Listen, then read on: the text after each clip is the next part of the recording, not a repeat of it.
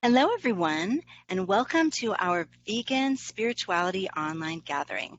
My name's Lisa Levinson. I'm one of the co-hosts of this special gathering that we have each month. This is an opportunity to explore veganism as a spiritual practice. We bring in different spiritual leaders from around the world, and today we have some special ones for you too. So I'd like to also tell you a little bit about our vegan spirituality gatherings that go on across the country. So we have in-person gatherings that happen with people all across the United States, and hopefully we'll have some on international lands as well. And they also gather together to explore veganism as a spiritual practice. And we do that by hosting speakers. We also have potluck events that are vegan. And we look towards some spiritual literature, or even towards books such as The World Peace Diet by Dr. Will Tuttle. So we have lots of things to do together, and it's a wonderful opportunity to really dive deep into what does it mean to be a spiritual vegan.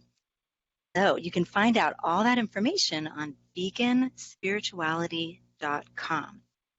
For now, I'd like to get started with our program for today and introduce my co-host, Peace to All Beings author, Judy Carmen, and she is going to introduce our special guest speaker today. Hi, everybody. It's so good to be with you again. Hopefully this time you'll be able to see me and hear me. I am at my sister's house in town instead of out in the country, so we're hoping this will work. And I'm real excited to be here to introduce Reverend Carol Saunders. She is an ordained Unity and Interfaith minister and licensed Unity teacher. She's the founder and spiritual leader of a Unity ministry in Deerfield, Illinois, that is called the Spiritual Forum, which is a dialogue-centered gathering and podcast focused on learning, sharing, and spiritual deepening. From her earliest memories, she felt empathy for all life, but like most of us, she was raised in an animal-using culture. As she awakened, she became vegetarian in 1973 and vegan in 2010. Reverend Carol is the creator and author of wolfandthelamb.com. So it's just wolf, the word wolf, and the lamb.com, which is a blog and a web resource for anyone who is ready to spiritually awaken, to include all beings in their circle of compassion and oneness. She lives in Wisconsin with her husband. Together they have 3 adult daughters, 2 dogs, and 3 cats. As we know, many activists give up on religion since there are very few vegan spiritual leaders. So it's very exciting for us to meet Reverend Carol and find out more about how to integrate our spirituality with our veganism. So welcome, Reverend Carol Saunders. It's so wonderful to have you, and thank you for taking the time to be with us. Thank you, Judy. Yeah, and also I just want to say thank you for your book. It was always an inspiration for me. Oh, thank you. So sweet of you to mention that. Tell us how you decided to become vegan. That's always a curious question that we all have when we meet a new vegan. Yeah. Okay, so mine is kind of a long journey. So I don't know how far you want me to go through it, but when I was little, like your introduction said, I just remember being an animal lover, but I just didn't make the connection for quite a long time. I do remember finally in 1973, I think I was 15 years old, I remember telling my mom that I wasn't going to eat meat anymore. That was just really clear to me.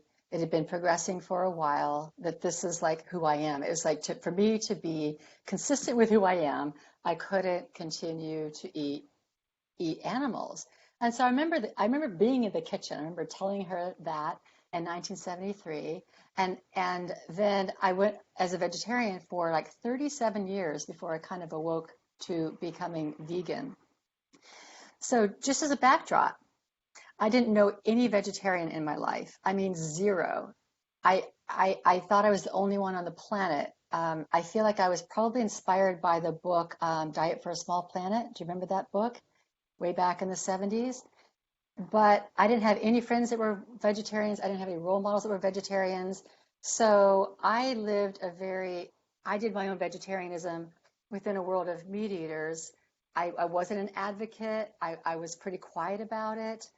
Um, my family still ate meat. And it wasn't until somewhere around 2002 or 3 that I found this book. I brought it, Dominion, by Matthew Scully. And that's when I really woke up to, okay, I've given up eating animals, but I had no idea how horribly they were treated. Absolutely no idea. And I learned in this book about factory farming and, factory fishing and all that kind of stuff. And it really changed my life and shifted me into being an advocate, being more vocal, telling my husband and my girls, there's not going to be any more meat in this house. At least I'm not going to get it or do anything with it. And so I kind of went off in a much more vocal advocate vegetarian in the early 2000s. And somewhere, it might have even been this book or other books I started reading where I really started awakening to dairy and eggs. And that was a slower progression, but I just finally gave that up. It was a little harder because I was so used to having cheese and milk and eggs. And I think my last thing I gave up was probably milk and my latte. But I don't miss it at all. And I'm just so glad. I wish I had learned more about this earlier on in my life. I wish I had changed earlier. I wish someone had told me more earlier. But I'm grateful for the decision I've made. It's being so in line with who I am, and that brings a lot of peace to the soul. Oh, that's beautiful. Thank you for sharing all that. So how does all of that intertwine with your spirituality, your commitment to veganism and that whole path that you took? So it's an interesting question because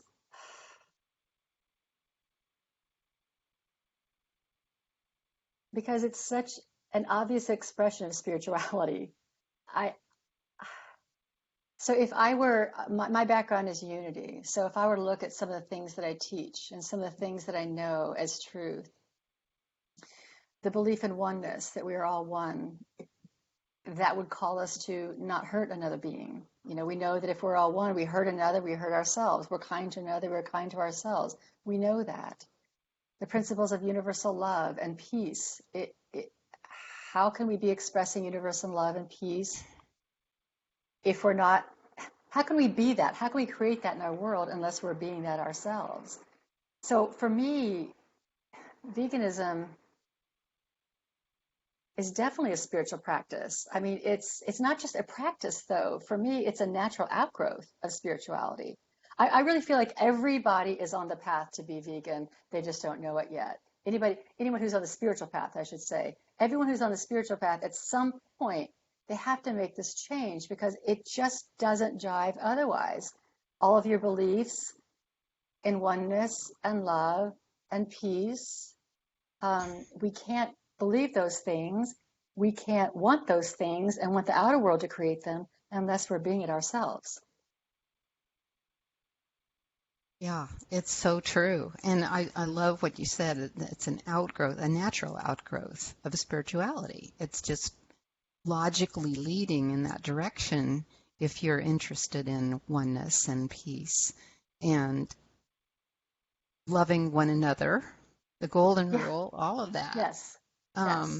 So tell us about your spiritual forum. How does that work and how can people join it? And tell us some of the things that you talk about on the forum. Yeah. So the Spiritual Forum, it's an alternative to church. I founded a church in 2010, and I led a church for about 8 years, and then, well, maybe not that long, I think 6 years. And then I just realized, this isn't what I'm aligned to do, and it's not really sustainable. Plus, I'd moved 100 miles away at that point. So I just sat, I listened to Spirit, and I'm like, what is mine to do next? What am I going to do next? Where am I going to take this community? because the board was really interested also in just doing something different and what can we do, and they were interested in following me and my intuition. So the idea that Spirit gave me was the spiritual forum. And so it's dialogue based. So rather than me be the only one talking, rather than me create this service experience where we have music and greeting and all this stuff, we come and I lead a meditation for somewhere around 8 to 10 minutes, just to kind of open up the heart, remind people of the ground rules and all that kind of stuff. We took 16 months creating ground rules. And I present a topic. And then we pass the mic, and anybody who wants to talk can talk. But I ask people to share from a personal space, not from what they know. So I ask people not to bring all sorts of information that they know, but how are you applying spiritual principles to your life today? What are your challenges, and how are you living? So some of the topics we've done, I haven't done a topic like blatantly on veganism. It does come in. The topics we do anything from forgiveness, what is God, the I am, to things like inspiration of Fred Rogers of Mr. Rogers' Neighborhood, and how does that inspire you to be a message in the world? Or what did we learn from the Thailand cave rescue? Or how was the last school shooting affecting your life, and who are you going to be in the matter? So we deal with current events as well as just broader spiritual events. Like I said, it took us 16 months to create ground rules. So people share, that we pass the mic and people share based on the questions that I give them. And we record that as a podcast. So it's on Stitcher, it's on iTunes, it's on SoundCloud, it's out there on any favorite podcast app you have. And it's called The Spiritual Forum. And what I think it is a conversation that's just different in the world, because most people are out there complaining about things. Most people are out there feeling victimized by things. And what we are is just a group of people who are talking at kind of another level. Who are we going to be in the world as spiritual beings?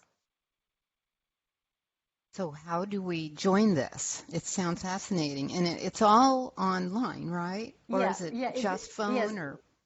Yeah, right now it is just an actual gathering, and it's recorded. Now you're kind of inspiring me to think about how can I do this in another way, because the spiritual forum right now is this activity that happens once a week in Deerfield, Illinois, but it's not confined to that. I mean, I can take it different places. So I'm just kind of honing this craft here in Deerfield, but I've got to think about this because we want the message to be out in the world. So right now what people can do is listen to the podcast. And then I'll have to think about other ways to create live gatherings, or, I mean, it could almost be like a radio show almost, where, I could kind of tee up a topic and people call in, but I haven't gotten to that point yet. Okay. So it's a physical gathering. Yes, it is a physical gathering. It's a physical gathering. I drive 100 miles to get there. Oh, I drive 100 miles to get there, yeah. and it goes for about an hour. And if you want to know, if you have any curiosity about what it is, just look for it on a podcast app called The Spiritual Forum. And it's interesting because I do have a handful of vegans, vegetarians in the group who speak. And what's so interesting is there's times where the topic is so obvious, like I may be talking about the season of nonviolence with Gandhi and Martin Luther King, and it's so obvious. I ask the question, how can we be nonviolent in our life? And I'm just expecting somebody to go, I know, I'm going to stop eating meat. And that doesn't happen because it's such a blind spot. But I do have some people in our community that do that. They're like, well, I gave up eating animals years ago because I just can't do that and also be peaceful. So it's really wonderful that the people who show up, there's at least a handful of them that can be spreading the message, and it's not just me. Yeah, that is great. Wow. So there's people can go to your site and find different topics that you've talked about and listen to the podcast. Great. Yes. Okay. Right. All right. And is that the wolfandthelamb.com? No. Or is it? So thespiritualforum.org is the website for my podcast, Dialogue Centered Ministry.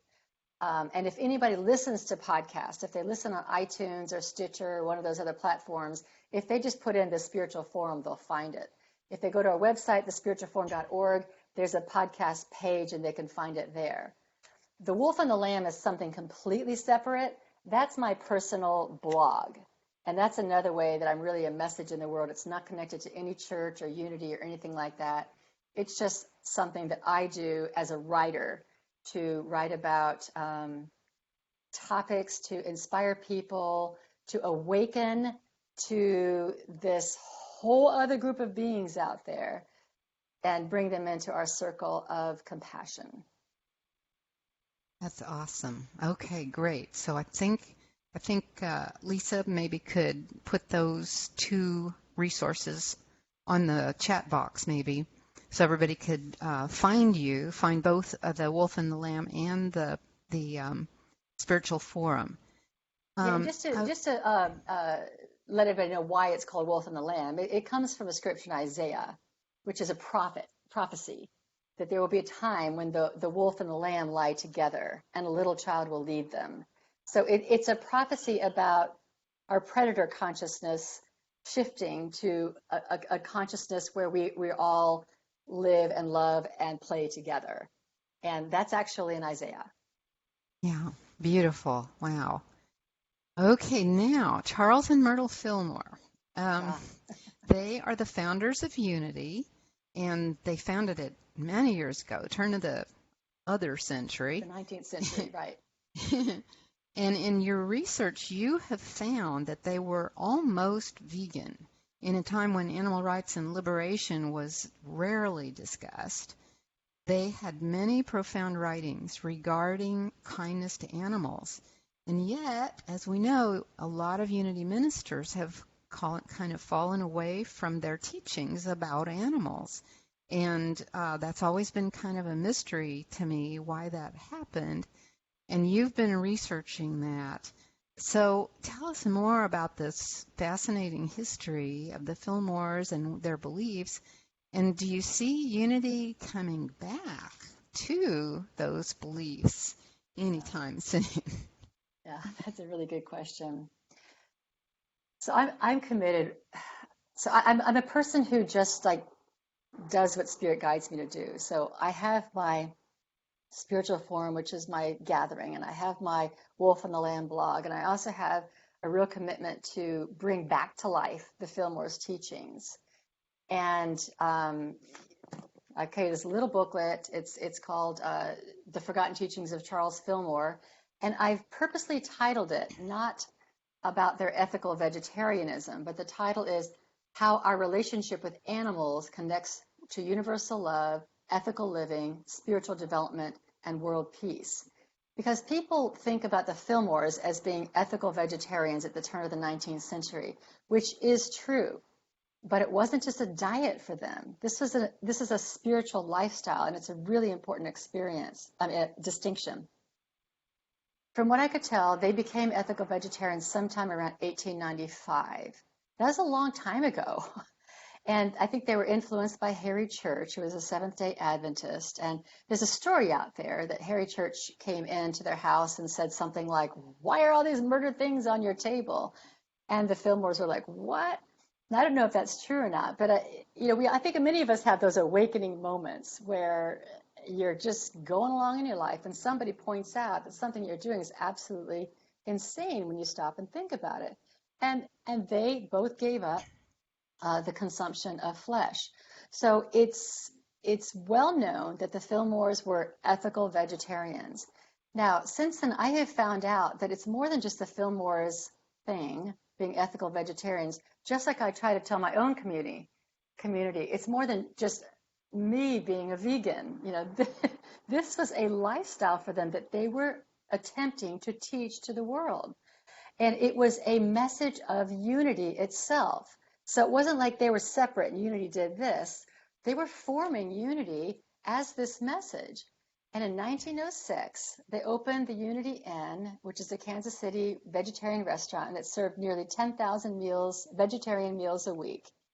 In 1911, they established the Unity Pure Food Company, to provide the public with healthy alternatives to meat and animal fats. This is like, again, in a time where these things didn't happen.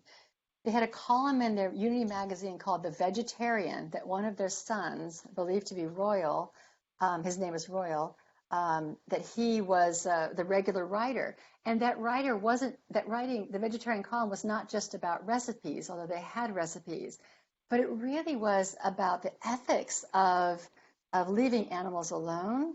It did some admonishing of people for, not seeing this and really talking about what's happening in the slaughterhouses.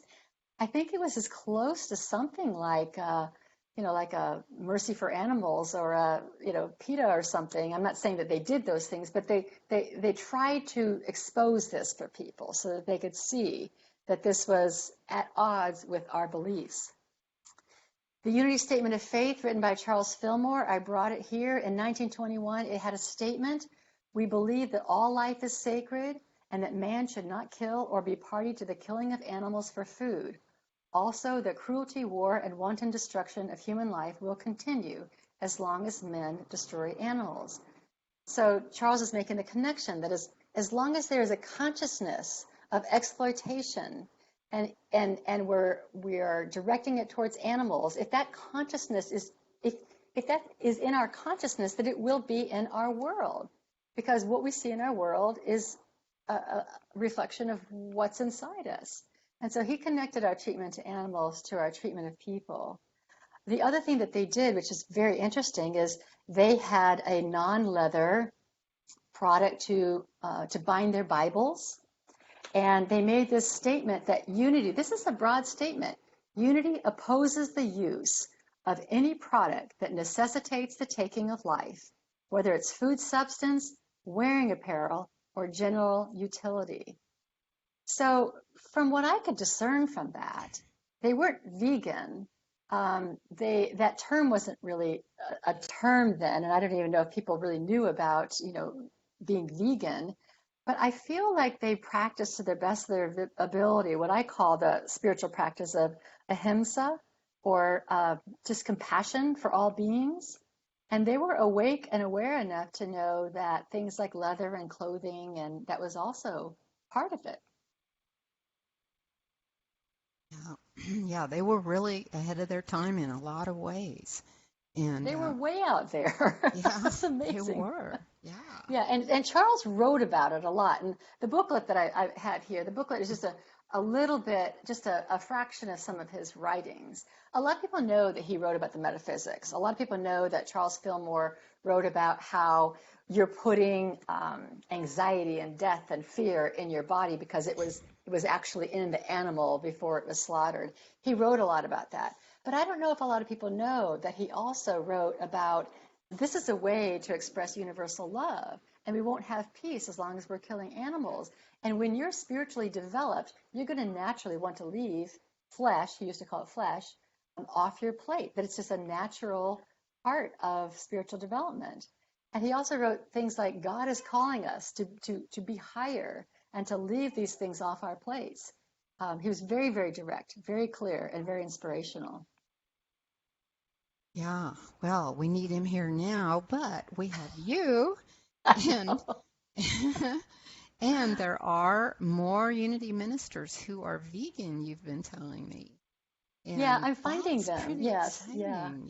yeah, I'm finding them. Yeah, it's still an incredible blind spot in Unity. I was really, really delighted that at this past Unity conference, I was able to do a seminar on the forgotten teachings of Charles Fillmore, and I actually called the seminar "Break the Food Chain." Get on the peace train, break the food chain. And we can't get on the peace train unless we break ourselves off as the dominator of all other beings. And I was really grateful to have the opportunity to do the seminar. It's something I've been attempting to do for a while. It took me nearly a year and a half to get an article published in the Unity Leaders Journal. It's just what happens for some reason. People hear vegan, and then they hear diet, and then they hear don't tell me what to eat. And I try my best in my blog. I try my best to come at it from another place. I do speak of the term ahimsa a lot, which is compassion for all beings. But I also speak of this as not a diet, that this is just a natural way to free ourselves from, see, right now, as long as we're saying we're all about world peace, as long as we're saying we're about universal love, as long as we believe in oneness, and we're behaving in ways that are so contrary to that, then I believe there's a lot of dissonance inside of us. I believe we feel anxiety. I feel that our souls are just kind of off a little bit. And I believe our souls are just yearning to be in integrity with what we say. And so I actually view my platform more as helping free people and helping them align with who they already say they are. Because if you already say you are that, and then you're doing something else, you're not free. And so I'm all for the animals, and I advocate for the animals, but my Wolf and the Lamb ministry and my speaking with spiritually minded people, I try to go through that other door of helping them become free and aligned spiritually with who they actually are. Yeah, that's why we say animal liberation is human liberation. They're the same. They're absolutely We the can't have same. one without the other. Yeah. We cannot have one without the other. Yes, I spent 3 days trying to write an email response to somebody who is who had been a speaker at a Unity convention a couple of years ago or a year or so ago, and I got his ear on an email, and he was not making that connection at all, and I don't know if he'll make that connection. But we will not be liberated as human beings as long. I mean, here's the question: how can we free ourselves of exploitation as long as we're exploiting? Right. I mean, I'm open to even having that dialogue with someone. Like, how is that going to work? How is peace going to work if we're harming an innocent? How is that going to work? I don't see how it could possibly work. I mean, somebody's got a way to figure that out. I'm open to listening, but it's the consciousness of peace and harmony and love and light and joy and respect and reverence. You can't dole that out and to you, but not to you, and expect to be universally administered. It's just not going to happen. Right. Yeah. And there were so many people all the way back to Pythagoras who have said the same thing. That we Absolutely. cannot have world peace or end the murder and violence between people until we stop doing that to animals. So yeah, I mean, everybody. Yeah. Yes. Mm-hmm. Yeah. Well, I so mean, do the thing you is see? interesting. We would never say that about people. You know that. We wouldn't say, it's okay to be violent to, children that look like this and not children look like that. We would never do that. So we know that we're kind of immersed in a speciesism thought when we think it's okay with animals. Yeah. Right. Sorry, go ahead. Well, I was wondering if you were noticing any kind of a shift. I got to go, and I think Diane might be on the call. She and I live in Kansas, and the Unity conference was in Kansas, and so we jumped at the chance to come hear you talk. We were so excited that somebody was going to say something to the Unity ministers about veganism. And it was just a great talk, and you were so courageous to do that. So have you gotten any feedback from the people that were in the audience, any kind of a feeling for whether Unity ministers and other ministers, for that matter, are moving towards veganism? Yeah, that's a really good question. I'm really having a challenge discerning that. When I put that talk together, I had no idea who my audience was going to be. I didn't know if it was going to be a group of skeptical ministers that were going to be there going, yeah, but what? Yeah, but what about that? But what about that? Or if it was going to be a group of people who were already converts and just brave to hear somebody in Unity talk about it. And I still think we probably had more of the latter than the former. But out of it, I could tell there's an interest amongst the people, who are already practicing this. And unfortunately, well, let me follow that thought. There's an interest among them to continue to collaborate. So I do know that there's a core group of people that have kind of now found each other, and that we have the opportunity to collaborate. I do think there is a little bit of a problematic thing with the Fillmores being vegetarian, that term, instead of vegan, because so many people stop at vegetarianism.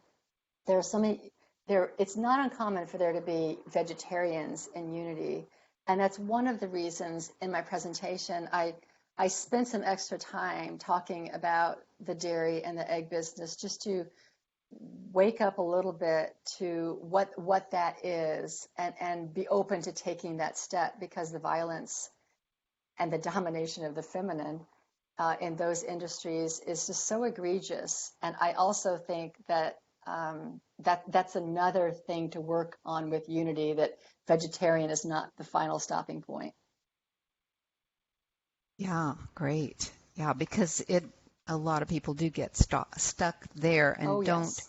don't really learn about what vegan really means and the spiritual aspect of it. So, Yes. this is kind of on another topic, but we often talk about this in our vegan spirituality groups, and that is, how do we cope with the grief that we feel because we're so often, observing these Discouraged. things Yeah. either online or in, real life, seeing animals suffering, knowing about their suffering.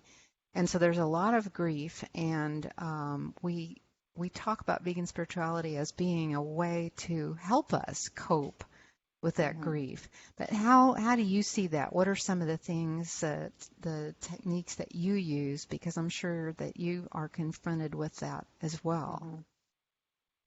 Yeah, it's interesting that we are the bold ones who are willing to bear witness to the pain and the suffering. I know for myself, I don't immerse myself in that because I just would not be able to function. But I definitely, from time to time, engage in observing and bearing witness to the pain and the suffering of the animals. And it's really important to, as I think everyone knows who knows about grief, it's really important to feel the feelings, for sure. It's also really important to, okay, so I'm going to try to say this without being Pollyanna, because I'm not a Pollyanna person. I'm not like, okay, we just need to move on at all. But I do know that if we stay in that place, we just lose our effectiveness. I mean, you can't, I know for me, I can't be an effective speaker or effective advocate if I'm so sad. So I think it's really important to remember how far we've come, to remember how things have changed. I remember in 1973, when I first became vegetarian, there was nothing meatless in the grocery store. There was nothing. There weren't meatless crumbles or burgers. There was nothing. And then, 10, 20 years later, it got better. And when I look today, I am amazed at how good the food is and how plentiful it is. And we're making a big step forward. Things have changed. They are getting better. More people are awakening to this. And it's important that we focus on the progress, and it's important that we focus on the good. If we don't focus on the good, and we kind of keep our vibration really low. And so for me, it's important to, I do this in my ministry too. So when you're having a ridiculously awful, sad, depressing day, where is the good? It may just be a blade of grass coming out of the asphalt. It may be that this animal was saved, or it may be that my cat smiled at me, or whatever. But if we can focus on the good, then we raise our vibration, and we're able to just be more of a light in the world. Because I think it's important that we be light. I think it's so important that our movement be a movement of love, compassion, light, and forgiveness. And that's the other thing we have to do. I believe it's so important for us to do all we can to refrain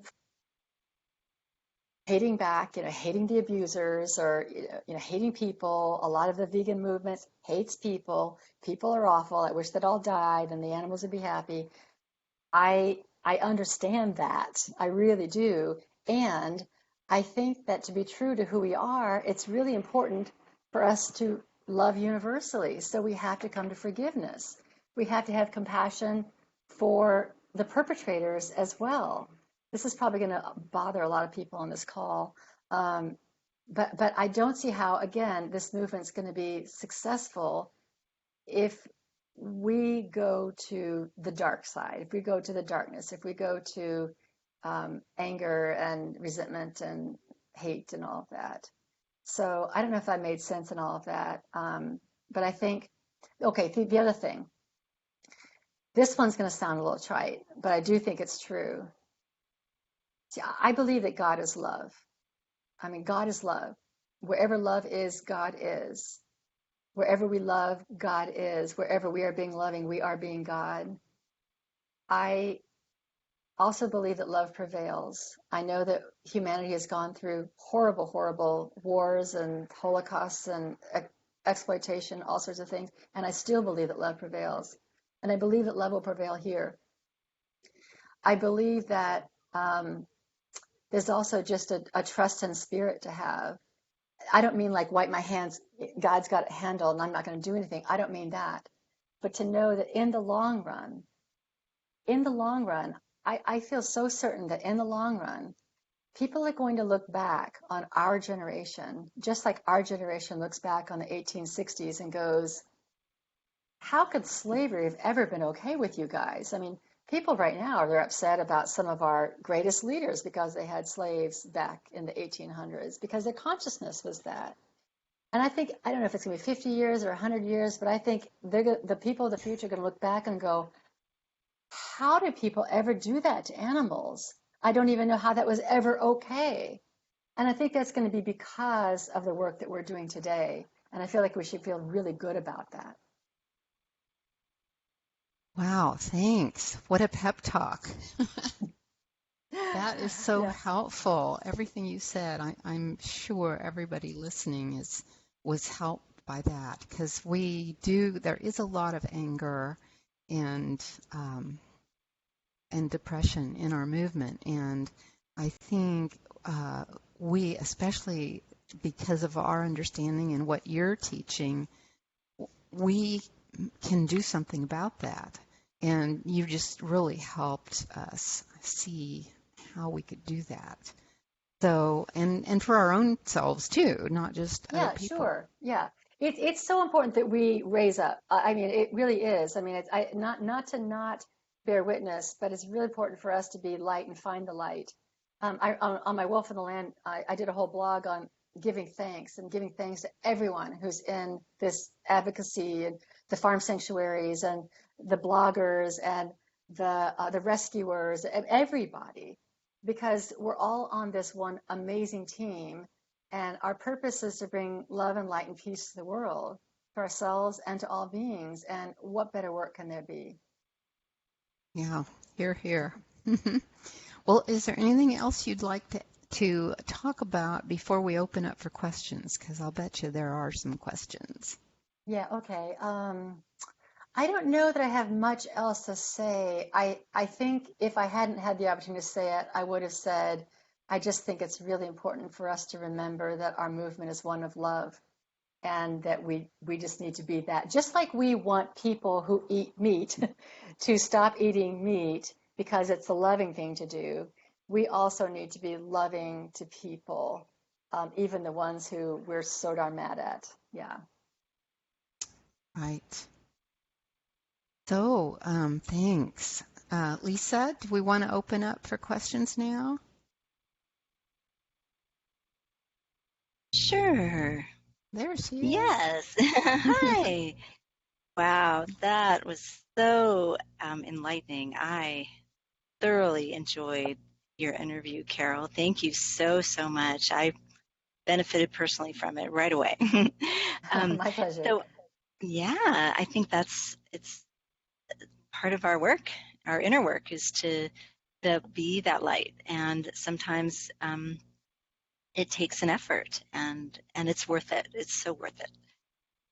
So I'm looking around to see if we have any questions. I want to invite any questions coming from people who are on with us in the webinar, or you can type them into the chat box. If you're with us in the webinar, you can, if you're on the phone, press *4, and then we'll hear your voice. It'll unmute you from the phone. If you'd like to join us just by sharing your webcam.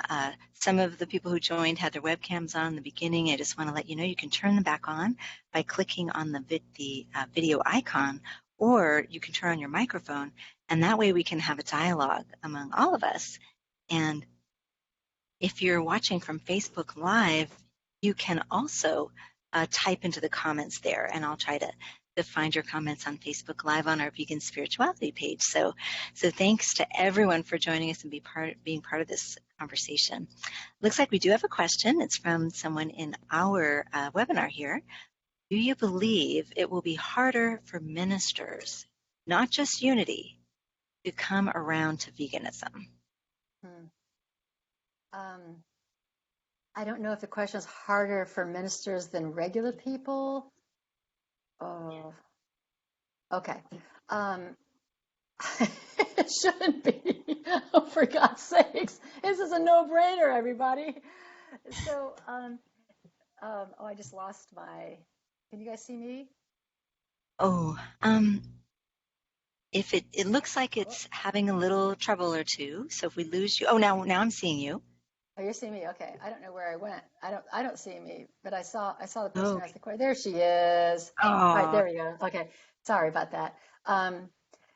So I do know that even the evangelicals have a movement called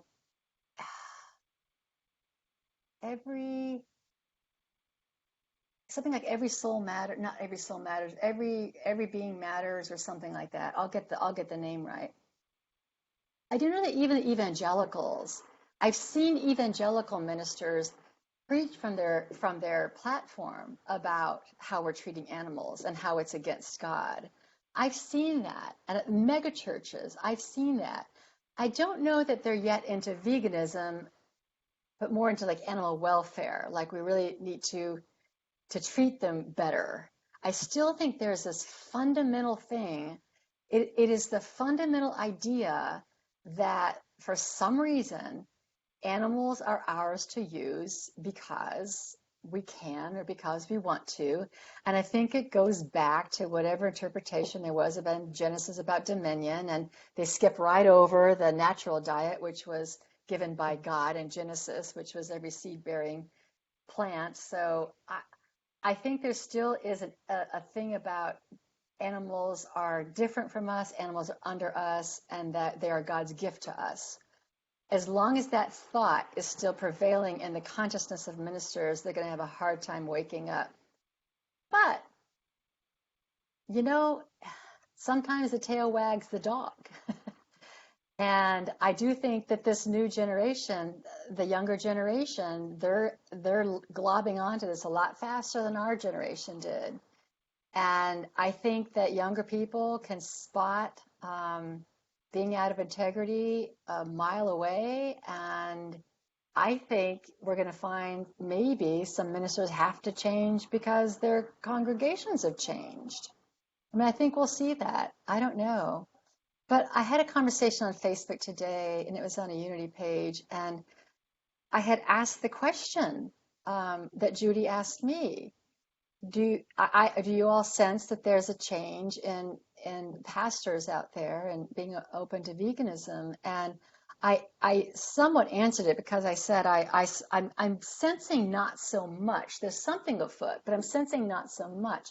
And somebody responded, yeah, not so much because I just don't know what else to eat. And what else did he say? It's the emotional bonds that people have with food. And this is a big challenge. Some of my most spiritually minded coworkers have some sort of an emotional connection to their food, and they just can't let go of grandma's stew or whatever it is. I don't know what it is, and I don't understand it. But The other thing that's interesting about unity, and I know I'm going all over the place in this question, but unity teaches that we have complete power over our minds and our thoughts, and that we can change our thoughts. We can change the thought that we think that animals are here for us. We can change the thought that I can't live without bacon. We can we can change the thought that I can't have a latte without my milk. We can change all those thoughts because we're powerful beings. So if we just put our teachings to practice, we would make this step. So I don't know that I answered this question. I do think that there's a book out there that the Humane Society put together that has input from the evangelicals, the Lutherans, the Episcopals, the Catholics, everybody but Unity, on the treatment of animals. And so I know that there's an awareness amongst ministers on the treatment of animals. I just don't think they've necessarily taken that next step, that they still don't belong to us. So that's a very big step. It seems to be the one that is the most difficult. Yeah, I think it's that, and that somehow there's some sort of, people just have some weird emotional tie to food. Like how can I do Thanksgiving without turkey? Well, try it. Yeah, sometimes it's just things that are new or different. You know, there might be an aspect of, oh, here, try something new or different, breakfast for dinner or whatever it is. It can be something simple like that. But I think going into some of the depth and understanding, I know that Dr. Will Tuttle, in his book, The World Peace Diet, he talks about the herding culture and how that contributes towards some of our thoughts, our deep-seated thoughts. Now, we do have a question for you. Okay. And so this is a question about how is the dialogue with leaders of other faiths on veganism advancing? So I guess this might be about interfaith dialogue around that. Yeah, I mean, I think I think we're all kind of in the same place. I just don't really see anybody. I may not be the right person to see this. I mean, it may be somebody at some other level in some other place can see it better.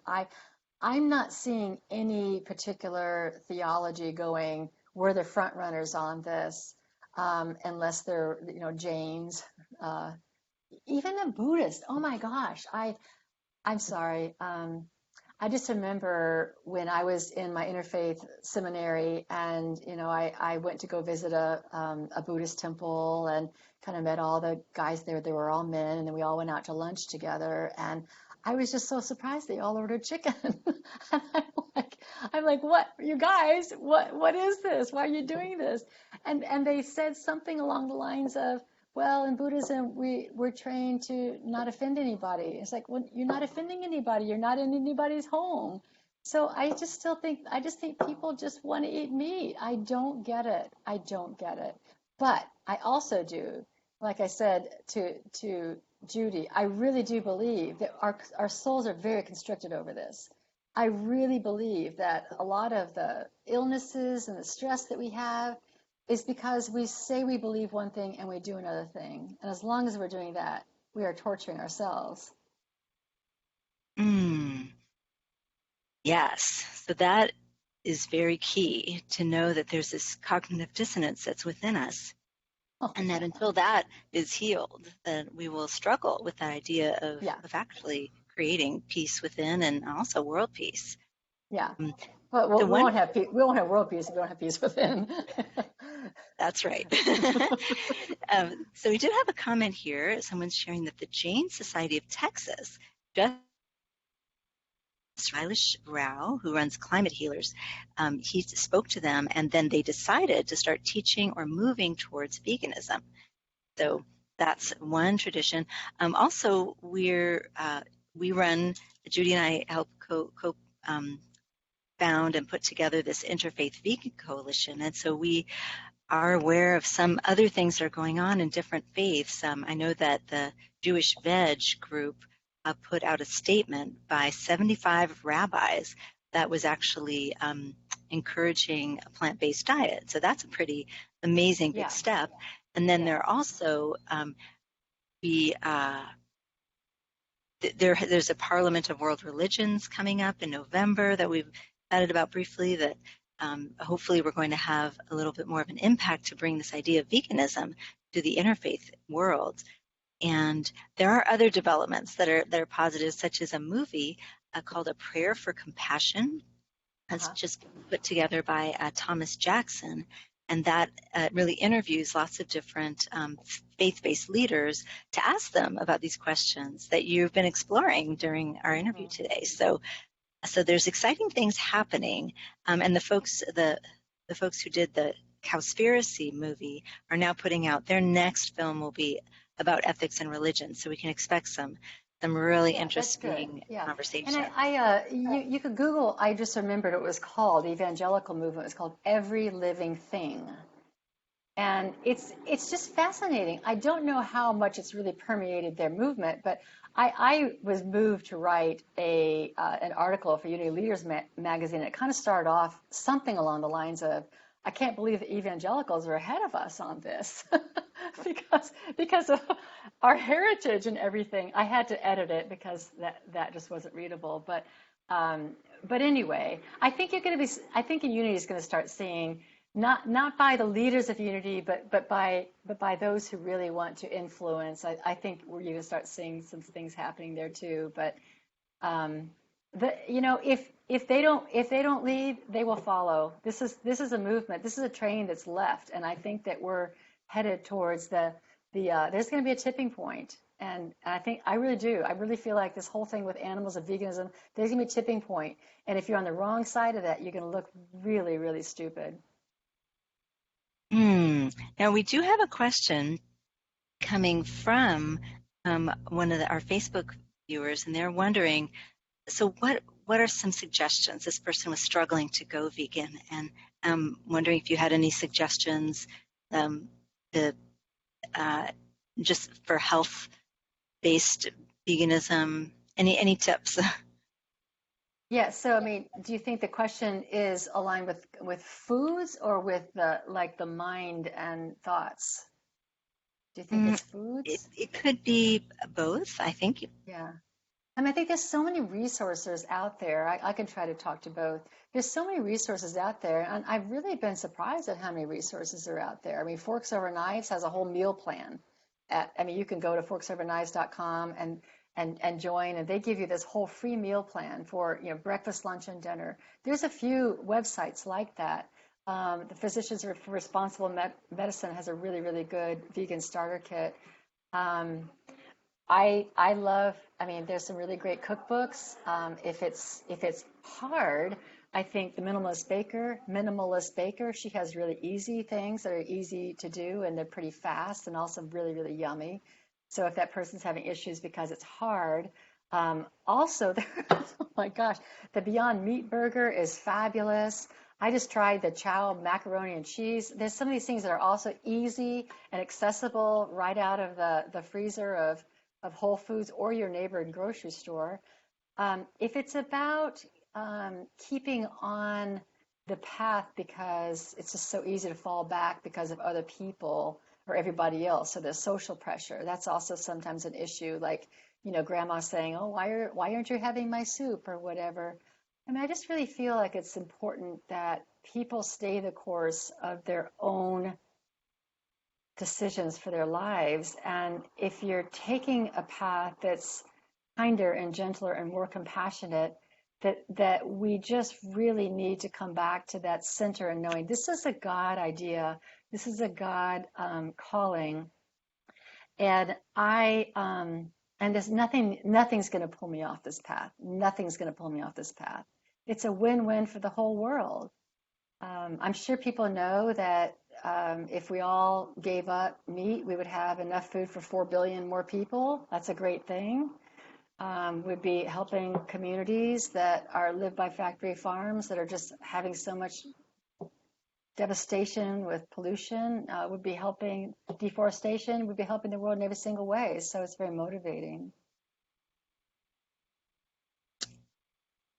Now we have I think you really addressed that well in terms of the health and also the motivational issues that come up. I know in Defense of Animals, we just started a new program called Carnivores Anonymous, and it's actually a 12-step program to help people and provide support for I those who love are. that. Yeah, it's a very positive, uplifting way to have the support from other people who are also on that journey of trying to align their heart, their mind, and their body.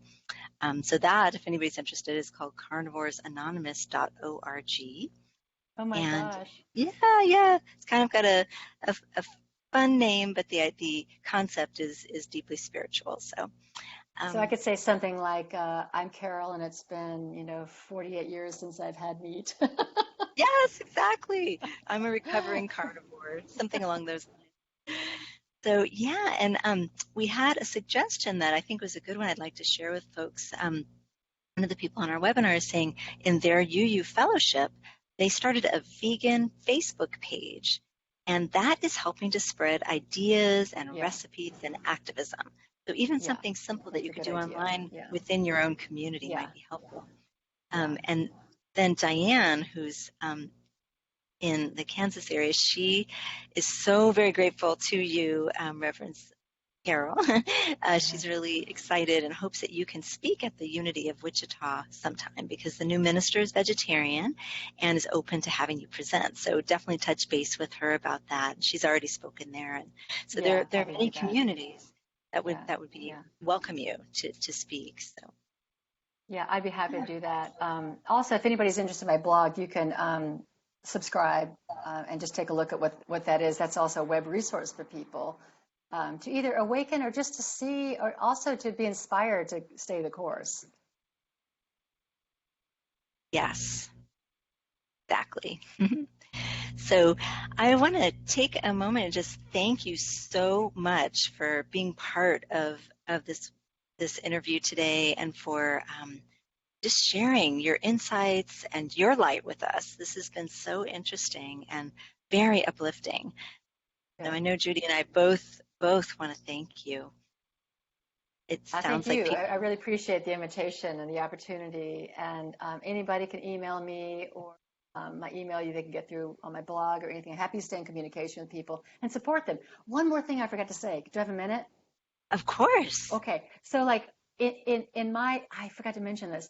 I have a weekly prayer call, and I would like to do this. I really feel I forgot to mention this when Judy asked about how we work with grief.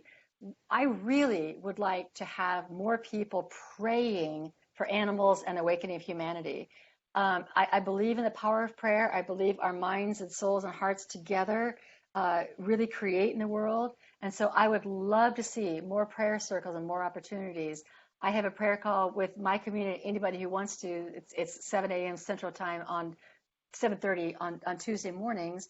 But I think it's a really important part of our movement, and I'd love to know who would be interested in doing this, because we will move things with this, and it's important to know that prayer can move consciousness.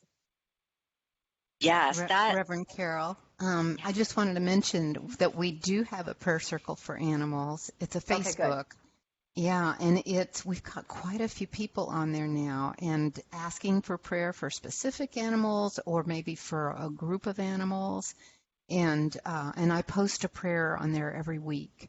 Well, so, I think I've seen that. Yeah, and I think I think that's great. What I'm thinking about is minds gathering together. I do it on the phone, and we all just call in. If there could be 20 people on, and that all of us together are holding an intention together.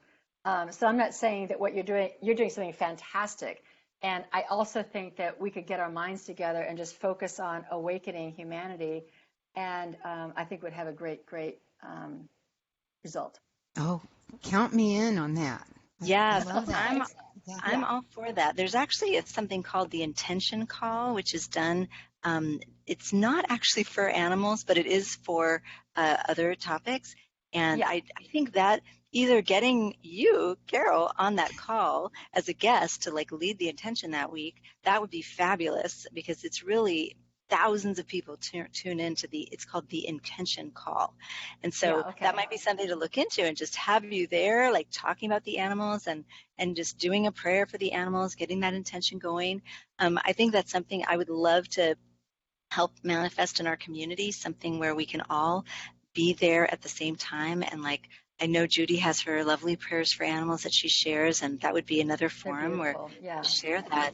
And I think also the Circle of Compassion, which Judy's help found, they also do a prayer each, I think every day at noon you say, passion encircles the earth for all beings everywhere. So the idea is that people, wherever they're located, are saying that prayer at that time. So it's like a Yes. wave Yeah. around the world. So Yeah. there, Yeah. yeah, some of this going on. But we'll talk, because maybe we could put that together. I think it would be really Yeah. a great way It to would. focus and be together, and that's It's something very easy to do now with conference calls. You just call in and one person leads it and everybody's there. Yeah. great. Well, sounds like a fun project. So I want to also invite you, if you'd like, to do our closing prayer. We usually have some kind of either intention or meditation or closing prayer that we do at the end of our call, at the end of Okay. our meeting. So I'm just wondering if you would like to do that. I would. I'm trying to figure out which one I want to do. I normally just pray freely, but I want to share a prayer that I've written. I think I'm going to share. I have an Advent prayer, which is kind of interesting. That's on my website. But I think I'm going to do the prayer that's inspired by St. Francis, because it takes a St. Francis prayer and modifies it for our movement. Okay? So I don't know how we do this. We just kind of assume everyone's praying together. Yes. So I just invite everyone to right now be calm, be peace, and be love, and know that there is one power and presence, and in that power and presence is Spirit. It is God. It is the loving light that is under all of creation. And it loves you, it loves me, it loves every being, and its will is peace and harmony and light and love and freedom for all beings. We know this to be true, and that we know that we are the pencils of God, and that we are here to create a world of harmony and love and light and peace for all, and that we love every animal that is, and that we are together holding the intention to awaken humanity so that the light within us can be so bright, and remember our relationship with our animal brothers and sisters, and that we be kind and compassionate and loving and reverence and awe and see the good in every being. And now I'm going to start my prayer that's inspired by St. Francis. Blessed Spirit, we make ourselves instruments of peace. Where there is hatred, we sow love. Where there is injury, we refrain from injuring. Where there is doubt, we have faith in our own convictions and our ability to move mountains. Where there is despair, we give hope. Where there is ignorance, we bring illumination. Where there is darkness, we bear light. Where there is entrenchment, we inspire with a new vision. Where there is sadness, we allow ourselves to feel from the depth of our souls, and we stay focused on what is good and right and possible in the world. Knowing the divine truth that we are all one, we bless all of life, all living beings, not just those we consider to be like us. We commit ourselves to living as loving kindness and compassion. No beings tremble before us, for we are love, peace, and freedom. And so it is. Amen. Thank you so much, Carol. That's such a lovely, Beautiful. beautiful prayer, and one that you can actually feel in your physical presence as well. It's just a really touching. Thank you. So It's a God thing. yeah, it's a perfect way to really close up our gathering tonight. And I want to take a moment, of course, to thank you, Reverend Carol, but also to thank everybody who's joined us. This has been Yeah, thank a you, really everyone. Yeah. nice opportunity to connect across the miles, and Judy for being our host, doing the interview, and to those people who are watching on our Vegan Spirituality Facebook page and elsewhere. We just reach out and extend our gratitude to everyone who's participated. And we hope that you can join us next month. We do interview spiritual leaders of different kinds each month, and everyone's vegan. We're trying to really expand and illuminate our vegan spiritual leaders so that we know we're not alone and we do have a vegan spiritual family out there. So thanks to everyone for tuning in and to all of us just for being together and for being part of this movement. It looks like we're getting a few thank yous on our chat, and Thank you. yeah. Thanks, Aw. everybody. Yeah, thank you so much, Thank and we hope you. to see you again. All Take care, right. everyone. Have a wonderful evening. Good night. Bye-bye. Good night. Vegan blessings. Vegan blessings. And blessings. Hey.